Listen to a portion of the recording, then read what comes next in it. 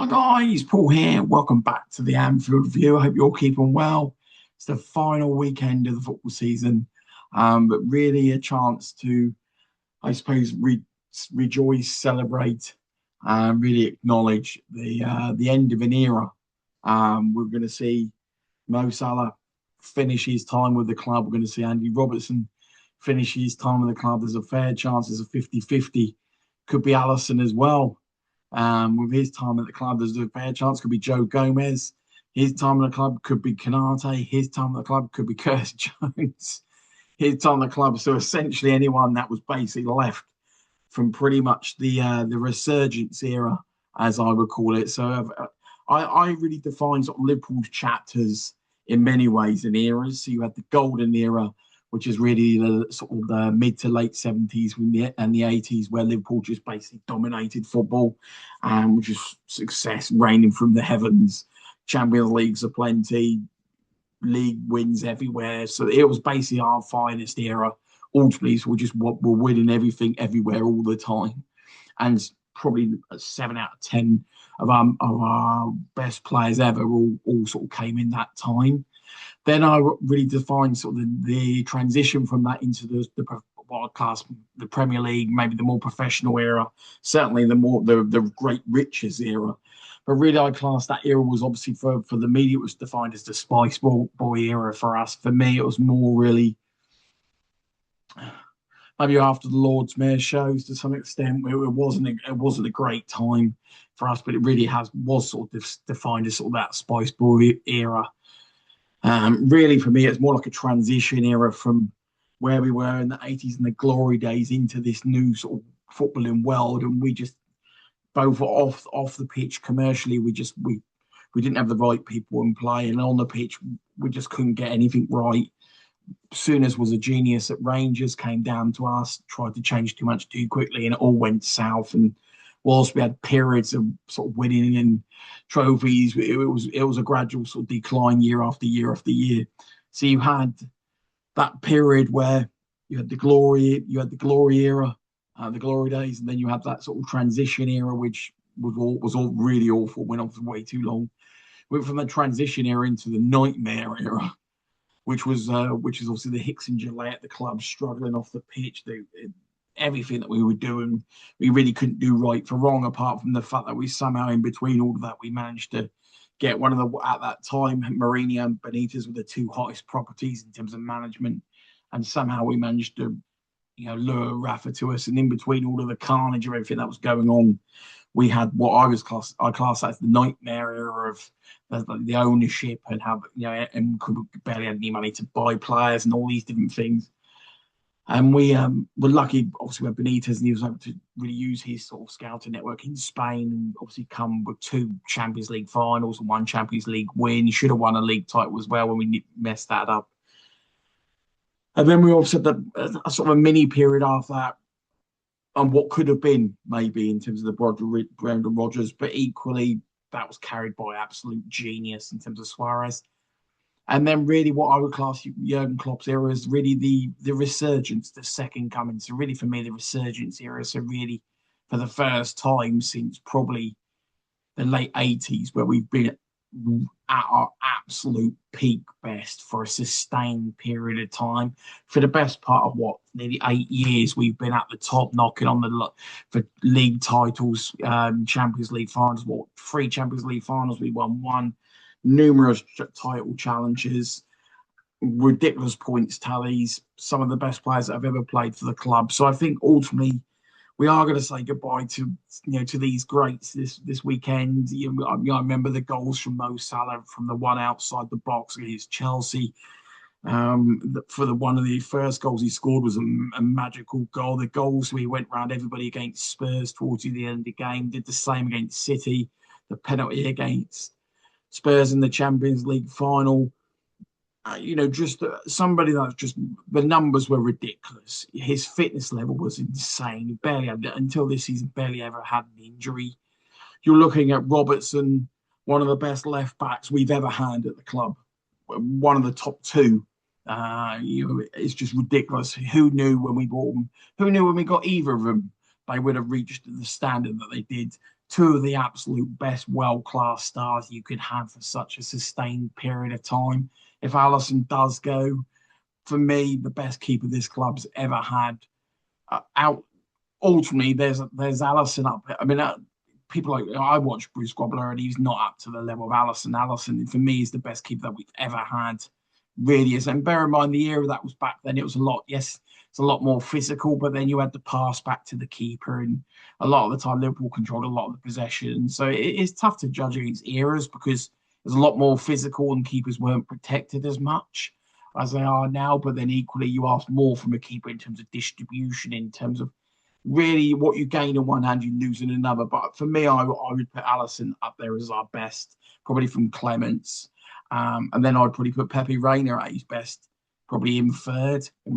Pepe Reina had a 3-year period where his distribution and shot statement ability and crosses.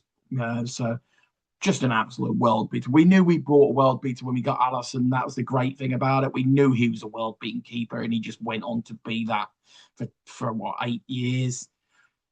And then obviously we're looking at a situation with Canate. If he leaves, is one where at his best he was a 9 out of 9, a 10 out of 10. At his worst, he was what he was. And so who knows? We this could be a goodbye to Carter. It may not be. We don't know, do we, at the moment?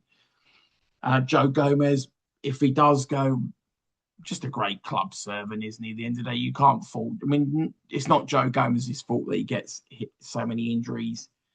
But boy, does he fight back, and boy, does he put his heart on the line for the club. And you can't have a word against him for that element. It's not his choice that he's been unfortunate. That the harsh thing for Joe Gomez is what could have been in many ways, because when he was absolutely flying at his peak best in physical condition, he was a great centre back. And it's just one of those what could have been, isn't it? To some extent. It was weird, really, with Matip. When we first purchased Matip, we couldn't keep him fit. Then we got a really golden period with Matip where we could have sort of 3 years where we kept him in pretty good condition for 80% of the time, and you could see just how great Matip was. And so we've never really had that chance, bar maybe 6 months period with Gomez. But it leaves with absolutely big hugs and fantastic thank you for everything, really. And I think with Curtis Jones, been a great squad player for us, and it'll be quite sad to see him go, to be honest, whilst he's not Steven Gerrard, and he's nowhere. Nobody is. We could be living a long time waiting around to see another one. I've never seen one before or after in terms of Steven Gerrard. So I think ultimately a great servant to the club. And this Sunday, if it's the end for Slot, which it very much looks like it pretty much is, judging from all reports, thank you for the title win, isn't it? At the end of the day, this season has been a nightmare. A portion of that's his, a portion of that's circumstances, a portion of that's the club. We've all got rehashed the rhymes and reasons, but it is what it is. The results are what they are, and thank you for everything for last year, isn't it? At the end of the day, I think over time people will look back a lot more fondly on what he's done. I don't think anybody wants him to stay, but I think it's a situation where, not because you hate him, nothing to do with that. It's the message just isn't resonating. There is no green shoots of improvement. There has been no adjustments. There's been no upturn throughout the entire year, and so, whilst all the mitigating circumstances that we all are more than aware of, equally, if we'd have seen any green shoots, any improvement, any changes, any adaptation, then you could maybe cling to that. But signings alone this summer aren't going to be enough. And if he's not prepared to make any adjustments during this season, and we've had more than enough players available for a good proportion.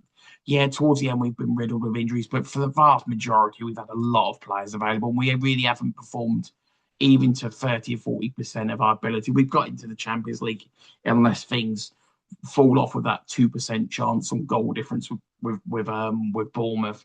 If we're into the Champions League, we're in by default. We don't deserve to be in it, but we are. At the end of the day, we really don't deserve. We haven't done anything really warranting being in the Champions League next year, but we'll take it. It's a Christmas present. Boy, do we need it after this debacle of the season, isn't it, really? But to leave on a more sort of upbeat note, hey, what a period. hey, what a period to live through in terms of absolute eight to ten of the very best when it comes to football. Ridiculous goals, ridiculous entertainment. Thanks, Mo, for the absolute joy that you brought to all Liverpool fans. Thanks, Robbo, for the absolute heart and quality that you brought to the team. If I was a player, I'd like to think I'd be Andy Robertson. That or John Barnes. If you split me in half, it'd be the skill of John Barnes, but the absolute heart and warrior. And boy, did he have a heck of a lot of quality as well. But man, if there's ever a player that you could say is a carbon copy of a fan, it's Robertson. Like there's key people that bring different attributes to a team, and the heart, the soul, the work ethic. You go through Robertson, you go through Mana, you go through Wijnaldum, you go through Henderson, and then yeah, they've all got quality, and we know Virgil and Alisson and Salah in terms of quality. We get that, but in terms of like those elements, man, heart of a lion, isn't he? Sorely missed on that front, guys. You enjoy your weekend if you can enjoy the last day of the season. Frankly, regardless of the performance, as long as we don't do some stupid thing that contrive to find a way not to be in the Champions League. Let's celebrate the players that are leaving. They've earned it. Park this season in the rubbish bin that it's been. Ultimately, let's end with a high of just, in the memories of the fantastic players that have played for the club, and it doesn't come around very often. We've had many an era, we've had, 20 years where we were clinging on to Gerrard for dear life because whilst we had stars that played alongside Gerrard for moments, unfortunately, because the club was in the state that it was in and the ownership and the commercial side for a long time into FSG, we couldn't retain Torres or Suarez, or Mascherano or Alonso. They were all these superstars were leaving us. Basically, it was, the only one standing was still Gerrard and the great mate and Carragher, really. And so whilst we've always had success throughout all the time we've all supported Liverpool, the various degrees of that, have sort of gone up and down. And so this resurgence era has been probably the best era consistently I've seen since the 80s. And so, yeah, it is what it is. We're into new times. Obviously, this season has been a hefty shift into these new times. And I suppose for a lot of fans, a dramatic sort of slap in the face of, oh wow, back to this again, isn't it? Sort of thing. So let's hope whatever changes that are coming, in the summer from the management to the players, we can get round this corner as quickly as we can and back onto the super highway, chasing down some success. So you enjoy the weekend, guys. Enjoy the sun. Speak to you more soon.